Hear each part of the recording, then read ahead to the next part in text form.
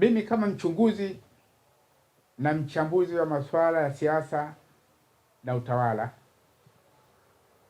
nina maoni yafuatayo na mapendekezo yafuatayo. La kwanza, jumuiya ya kimataifa, Umoja wa Mataifa pamoja na mataifa yenye nguvu kama vile Urusi, China, India, waiombe Israeli, Irani na Marekani wasimamishe vita.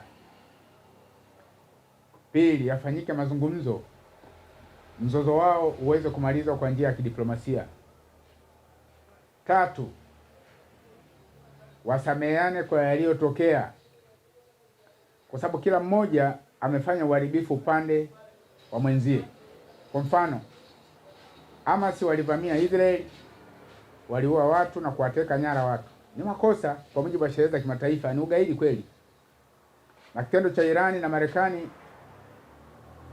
cha Israeli na Marekani kushambulia Irani, kuwaua viongozi, kushambulia miundombinu na taasisi mbalimbali ni makosa. Kwa kila upande unahusika kuleta hasara upande mwingine, kuwaomba wasameheane. Na nne, kuhusu kiini chenyewe cha mgogoro ambao ni mgogoro wa Israeli na Palestina. Mgogoro wa Israeli na Palestina ni wa kihistoria. Inaonekana ni vigumu kukubalika kuanzisha mataifa mawili. Ni vigumu. Kama ni vigumu, mambo yafuatayo yafanyike. La kwanza, kuanzisha mchakato wa kuanzisha taifa moja la kisekula, taifa ambalo pale Israeli na Palestina watu wake ni waumini wa dini tatu zenye asili moja. Kuna Wakristo, kuna Wayahudi na Waislamu. Waunde taifa la kisekula, kila mmoja awe na uhuru wa kuabudu wa kiserikali isiwe ya dini yoyote, kama ilivyo katiba ya Tanzania, kwamba nchi yetu si haina dini, serikali haina dini, lakini watu wake wana dini. Kila mmoja ana uhuru wa kuabudu dini anayoiamini, ana uhuru wa kuhamia dini nyingine, ana uhuru wa kukaa bila dini, ana uhuru wa kumshawishi mtu mwingine kuingia katika dini yake. Kwa hiyo na pale Mashariki ya Kati tushauri kwamba wafanye hivi, na wanaweza kufanya serikali ya mseto kwa mujibu wa katiba, kwamba rais akiwa Mwisraeli, makamu anakuwa Mpalestina, waziri mkuu anakuwa Mkristo. Sawa, Palestina ni Wakristo na Waislamu kama ilivyo Lebanon, wana serikali ya mseto ya dini zote. Kwamba rais akiwa Myahudi, basi makamu wa rais anaweza kuwa Muislamu, waziri mkuu anakuwa Mkristo. Kwa hiyo wafanye namna hiyo, ni jambo ambalo linawezekana. Lakini kama inashindikana, basi kuna haja jumuiya ya kimataifa tukubaliane, ama wahamishwe Wayahudi waende tuwatafutie nchi nyingine, pale wabaki wa Palestina watupu, ama wahamishwe wa Palestina tuwatafutie nchi nyingine, pale wabaki Wayahudi watupu, wawe na taifa moja la Israeli. Kama wakihama Wayahudi, taifa litabakia kuwa la Palestina. Wakihamishwa wa Palestina kupelekwa nchi nyingine, taifa litakuwa la Israeli.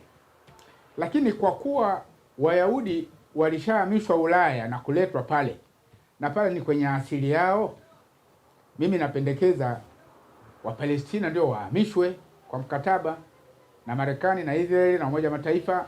Ndani ya miaka 100 watakuwa wanalipwa fidia. Nchi ambayo watapelekwa itajengwa miundombinu, watagharamiwa na Umoja wa Mataifa na Israeli na Marekani mahitaji yao yote kwa miaka 100. Niko napendekeza eneo la Afrika Mashariki lina ardhi kubwa kama vile Kenya, Uganda na Tanzania. Watu zaidi ya milioni 30 wa Palestina, ndio tukagawana sisi, tukaondoa ule mzozo. Kwa hiyo tutapata faida kubwa sisi. Nchi yetu itajengwa, nchi zetu za Afrika Mashariki itajengwa na Israeli, Umoja wa Mataifa na Marekani. Pili, tutapata rasilimali watu. Rasilimali watu ni soko, ni maendeleo ya haraka. Tatu, tutapata intermarriage, tutafunga nao ndoa wale, tutapata kizazi chenye mchanganyiko. Tutapata machotara. Itakuwa ni faida kwetu. Na nne, tutapata thawabu. Tumeweza kutatua ule mzozo ule wa muda mrefu ambao damu inamwagika. Kuna shauri ifanyike hivyo ili Wapalestina wasiendelee kuwa watumwa wa kivita. na Waisraeli wanaendelea kuwa watumwa wa kivita, kwa sababu kihistoria Wayahudi walionewa kwenye vita ya pili, na hata sasa hivi wao ndio wanaochokozwa na wana haki pia ya kujilinda. Wao ndio wanaochokozwa, sababu mgogoro ule ungeweza kumalizwa kwa njia ya kidiplomasia, lakini Hamas na Hezbollah wamekuwa wakitumia nguvu, na Irani amekuwa ni mfadhili na mdhamini wa wapiganaji wa Hezbollah na Hamas, amekuwa ni mdhamini na mfadhili wa wawekezaji wa Hezbollah na Hamas kiuchumi. Kwa Israeli kama binadamu wana haki pia ya kujilinda, wana haki ya kujilinda kutokana na yaliyotokea katika vita kuu ya pili. Wana haki ya kuchukua tahadhari, na hasa ukizingatia Irani mara kwa mara imekuwa ikitoa kauli kwamba Israeli inatakiwa ifutwe. Kuna wana haki ya kujilinda. Kosa waliofanya ni kuvamia nchi nyingine, ni makosa ya kuvunja sheria za kimataifa na kuwa viongozi, lakini wao wanalipiza kisasi kwa sababu ushahidi wa kiintelijensia na taarifa za kiintelijensia kwamba shambulio lililofanywa na Hamas tarehe 7 Oktoba lilipangwa na Irani, na ndio maana Marekani na Israeli wameamua kulipiza kisasi, wameamua kudhamiria kubadilisha uongozi na itikadi na serikali ya Irani kama wataweza. Sambamba na hilo, jumuiya ya kimataifa ijifunze. Mzozo unaoendelea hapa kuna viashiria tosha. Mzozo huo unaweza ukatokea kati ya Korea Kusini na Korea Kaskazini, baina ya China na Taiwan. Kwa hiyo ningeshauri jumuiya ya kimataifa pamoja na Umoja wa Mataifa wangeanzisha mchakato wa kuwasaidia Taiwani na China wasuluhishwe kwa misingi kwamba Taiwani kabla hawajajitangazia uhuru, watu wao wapige kura ya maoni, na wanaotaka kujiunga China wawe chini ya China wapige kura, na wasiotaka wapige kura. Kura nyingi wakikataa kuwa na China, basi litambuliwa kama ni taifa huru ili kuondoa mzozo. Ikikubaliwa kwamba watu wengi wanataka waendelee kuwa chini ya China, wawe China ili kutatua tatizo hili. Kuhusu Korea, kama tulivyofanya Ujerumani. Ujerumani kulikuwa na ukuta wa Berlin, lakini baadaye wakasuluhisha, ukavunjwa, Ujerumani ikarudi kuwa moja. Kwa hiyo kuna haja Korea, ukuta wa Korea kama upo uvunjwe. Au ukuta unaweza ukajengwa, unaweza kujengwa kinadharia au kwa vitendo. Ukuta wa Korea umejengwa kinadharia, uvunjwe, Korea iwe moja, waondoe uhasama, na baadaye tufanye mazungumzo na Korea ili waweze kusalimisha zile silaha za nyuklia, kwa sababu ni hatari kila nchi ikamiliki silaha za nyuklia. Tungekubaliana duniani silaha za nyuklia zingemilikiwa na nchi chache tu, wawe ndio polisi wa dunia, kama vile Marekani, Urusi, China, India, Uingereza, Ufaransa na Ujerumani.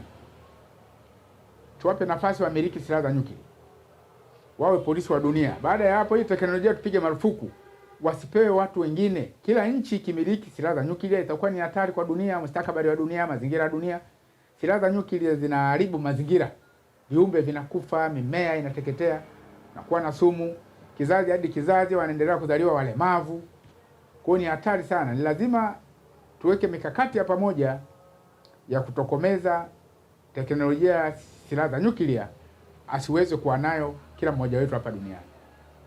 Na jambo kubwa la kuzingatia ni kwamba kuna haja Umoja wa Mataifa sasa upewe meno, kwamba isitokee nchi moja akalitambua jimbo, yaani kila jimbo likikurupuka kujitenga, wao nalitambua, kama Israeli analitambua Somaliland. Matatizo ni kutengeneza mgogoro mwingine, kwamba mataifa lazima wasajiliwe na Umoja wa Mataifa, ndio wenye mamlaka. Kwa hiyo kuitambua nchi ni baada ya Umoja wa Mataifa kutangaza eneo fulani ni taifa huru. Lakini tunatengeneza mzozo, tunazidi kupanua mizozo. Dunia ambayo ilistaarabika, tunarudi nyuma sana kwenye ushenzi. Dunia inarudi kwenye ushenzi. Dunia inakwenda kufarakana. Dunia inakuwa sio mahala salama pa kuishi. Kwa hiyo tuna haja ya kukaa na kuifomu upya dunia, tutengeneze dunia, na hasa Umoja wa Mataifa wanatakiwa watengeneze katiba ya mfano ili tuwe na utawala bora, kwamba kila nchi lazima wazingatie haya. Jambo hili wamelifanya FIFA. Mashirikisho ya soka duniani yalikuwa na migogoro, lakini FIFA akatengeneza katiba ya mfano kwamba muundo wa chama cha soka cha nchi kiwe shirikisho, mfumo uwe huu. Kwa hiyo maana duniani leo hakuna nchi ambayo chama cha soka kina mgogoro tena. Kuna mgogoro. Kwa hiyo Umoja wa Mataifa waige mfano huu. Ili tuwe na utawala bora, lazima tuwe na katiba ya mfano. Watafute wataalamu, iundwe tume ya Umoja wa Mataifa, watengeneze katiba iliyo bora, iwe katiba ya mfano ambayo kila nchi waifuate, ndio tuwe na demokrasia ya kweli, demokrasia inayofanana. Sababu demokrasia inafanana na process of reproduction. Mchakato wa kuzaliana, ili uzae lazima uwe atokee mtu mke mtu mume, wafanye mahusiano. Hakuna namna nyingine. Na demokrasia lazima ifanane. Demokrasia lazima iwe uniform. Demokrasia haiwezi kuwa tofauti. Na demokrasia ni moja ya msingi mkubwa wa amani na msingi wa maendeleo katika nchi yote duniani. Lazima tuwe na demokrasia, tuwe na diplomasia. Na jambo lingine kwa nchi za Afrika. Nchi za Afrika inajifunza nini kutokana na kinachoendelea duniani? Nchi za Afrika zinakuwa hazitaki demokrasia ya kweli, hazitaki diplomasia. Nchi za Afrika hazitaki watu wenye akili kubwa, wanapenda watu wenye akili ndogo. Ndio wanawapa kazi, wanawapa madaraka. Dunia ya leo inatakiwa watu wenye akili kubwa. Tutengeneze mashirika makubwa ya kijasusi. Angalia mashirika ya kijasusi ya Marekani, Israeli, hawatoi hata siri, hawauzi. Lakini nchi za Afrika, mashirika ya kijasusi, usalama wa taifa wa Afrika, anaweza kuuza siri za ikulu kwa $200,000 au $2,000,000. Wanauza siri. Wanaingia watu ambao hawana sifa zinazotakiwa. Anaingia kwa sababu kule kuna mjomba, kuna shangazi, kuna baba mdogo, kuna baba, kuna mama mdogo, kuna mama, kuna bibi, kuna bibi mdogo, kuna babu mdogo. Anaingizwa kwenye mfumo. Wanaacha kuzingatia kanuni za asili za kuingia katika mfumo. Na ndio maana mambo mengi Afrika, kila kitu tunategemea wazungu. Na mambo mengi tunaanza kuanzisha sisi wenyewe, tukaendeleza wenyewe, tukaimarisha wenyewe. Hatujifunzi chochote. Lazima tujifunze haya yanayotokea.